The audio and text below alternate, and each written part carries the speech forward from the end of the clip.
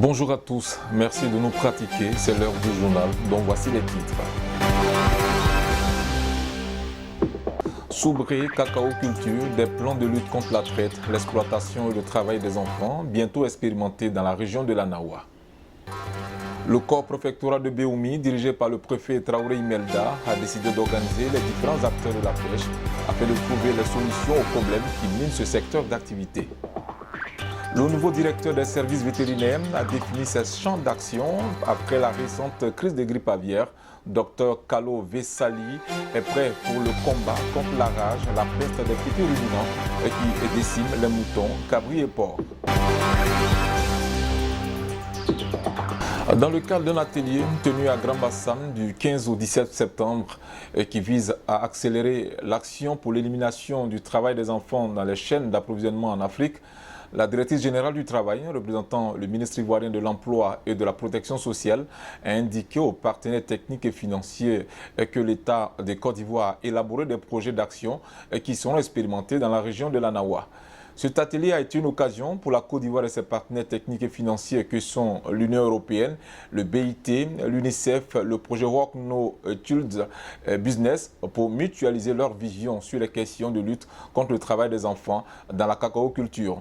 Selon Mirka Matila, chef de la section protection à l'UNICEF, il est impératif de mettre en exergue l'urgence de la question car le travail des enfants continue d'être une source de préoccupation dans les différents secteurs d'activité. D'après les statistiques 2016 de l'OIT, 152 millions d'enfants dans le monde sont astreints au travail, dont 72 millions en Afrique. En Côte d'Ivoire, les données de l'enquête sur GRAP à indicateurs multiples de 2016 indiquent qu'environ 2,3 millions d'enfants âgés de 5 à 17 ans sont impliqués dans le travail des enfants.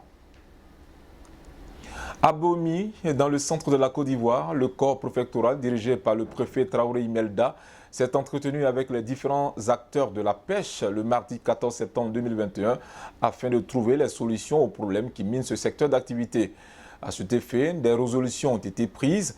Il s'agit de la création d'une fêtière pour regrouper les pêcheurs, les marailleurs et les vendeuses de poissons qui opèrent à Béoumi.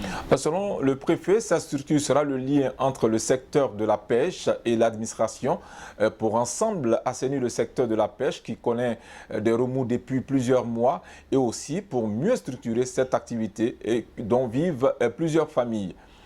Outre cette proposition, Mme Traoré Imelda a demandé au directeur départemental de la production animale et des ressources halieutiques d'installer un climat de confiance en instaurant une étroite collaboration entre son équipe et le bureau aquaculture et pêche.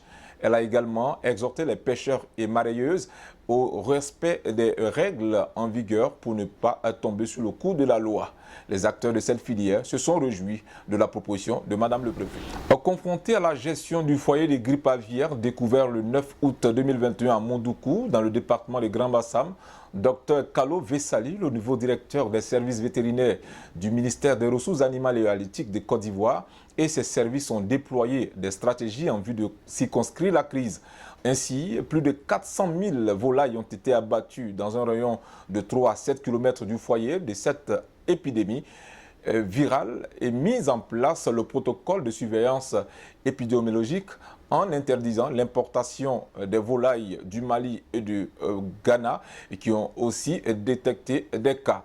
Après la grippe aviaire en phase d'être circonscrite, l'autre défi de Dr Vessali concerne la rage et la peste des petits ruminants qui déciment les moutons, cabris et porcs, causant d'énormes préjudices aux petits éleveurs. Afin de sensibiliser davantage les populations, Divo abritera le 28 septembre prochain la journée mondiale de la lutte contre la rage.